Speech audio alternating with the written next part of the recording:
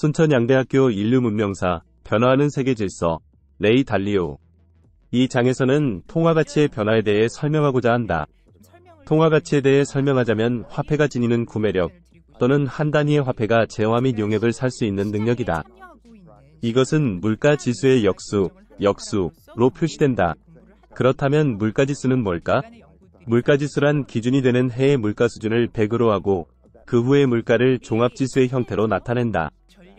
물가지수는 물가의 움직임을 측정하기 위한 척도일 뿐 아니라 각종 정책의 지표로서 또는 각종 가격 수정인자로서 이용된다.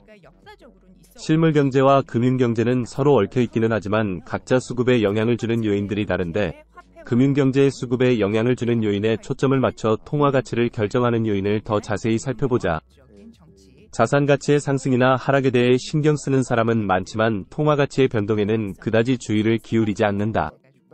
우리 주변의 사람들만 둘러봐도 다들 통화가치가 하락한다고 걱정하는가 하면 딱히 그렇지 않다. 모든 통화는 평가절하되거나 가치가 사라진다. 1700년 이후 생긴 약 750개의 통화 중에서 약 20%만이 현재까지 존재하는데 그나마 있는 통화들도 가치는 모두 하락했다. 1850년의 세계 주요 통화는 오늘날과 전혀 달랐다.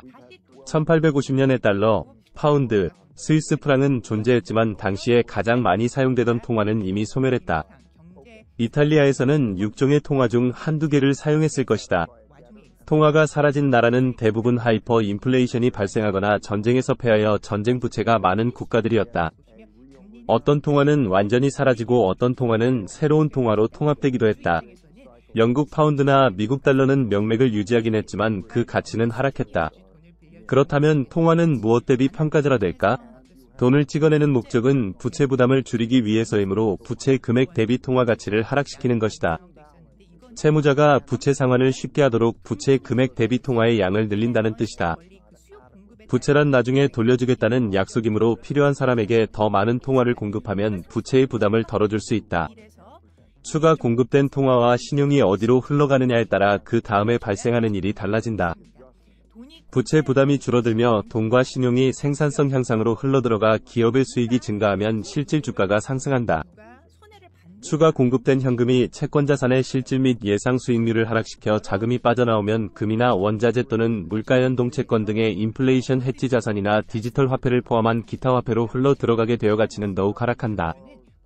중앙은행은 실질금리가 올라 경제 상황이 나빠져서 국민이 분노하도록 방치하거나 화폐를 발행해 예금자산과 채권을 사들임으로써 실질금리의 상승을 억제하는 방안 중에서 선택해야 한다. 이 경우 중앙은행은 보통 후자를 선택하는데 그 결과 수익률은 더 낮아진다. 이런 사태가 장기 부채 사이클의 후반에 발생할수록 통화와 통화체제가 붕괴될 가능성이 크다. 특히 부채 금액이 너무 커서 요구하는 만큼 재화와 용역으로 지불이 불가하고 실질금리가 너무 낮아 채권자가 부의 저장수단으로 채권자산을 보유하려 하지 않으며 금리 변동으로 자본을 배분하는 정책 또는 통화를 발행해 우량부채를 인수하는 정책이 제대로 작동하지 않을 경우 체제 붕괴 가능성이 크다. 평가절하에는 두 가지가 있다. 통화 및 부채 보유자에게는 늘 값비싼 대가를 치르게 하지만 통화체제에 유익한 평가절하가 있고 신용과 자본의 분배 체계를 교란하지만 새로운 통화 질서를 수립하기 위한 부채 청산에 필요한 파괴적인 평가절하가 있는데 이 둘의 차이를 구별하는 것이 중요하다. 오랜 기간 번영과 안정을 누리다가 부채위기에 직면하면 갑자기 통화가치의 하락이 발생한다. 큰 폭의 통화가치의 하락은 갑작스럽고 일시적이지만 지속적이지는 않다. 1850년부터 현재까지 현금의 연평균 이자 수익률은 1.2%로 각 국가와 시대별로 차이가 크기는 하지만 금의 평균 실질 수익률인 0.9%보다 다소 높다. 1850년부터 현재까지 현금을 가지고 있었다면 절반의 국가에서는 실질 수익률이 마이너스고 나머지 절반의 국가에서는 플러스였을 것이다. 1912년 이후 현금의 실질 수익률은 마이너스 0.1%였다. 같은 시기에 금의 실질 수익률은 1.6%였다. 이 기간 중 현금을 가지고 있었다면 절반의 국가에서는 실질 수익률이 플러스이고 나머지 절반의 국가에서는 상당한 손실을 기록했을 것이다.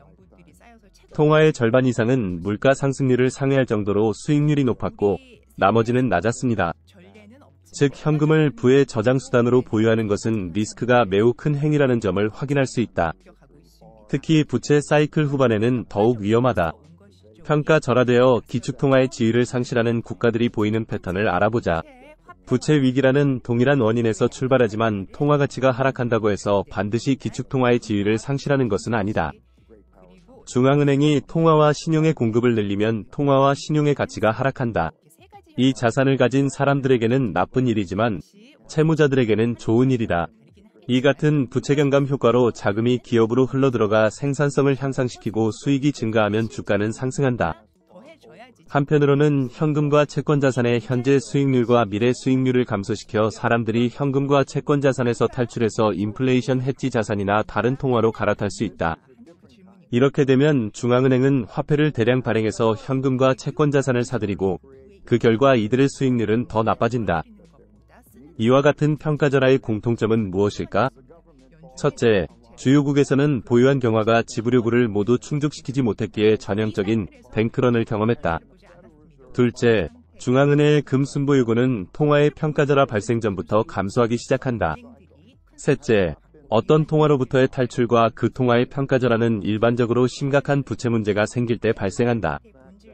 넷째, 중앙은행들이 보이는 전형적인 초기 대응은 단기 금리를 인상하는 것이다. 하지만 이런 식의 대응은 경제적으로 너무 고통스럽기 때문에 재빨리 정책을 바꾸어 화폐 공급을 늘린다. 평가절하 이후의 결과는 국가별로 크게 달라지지만 핵심 변수는 평가절하 당시 그 국가가 얼마나 큰 경제력과 군사력을 보유하고 있는지와 관련이 있다. 경제력과 군사력을 더 많이 보유할수록 사람들은 그 통화를 계속 보유하려 한다.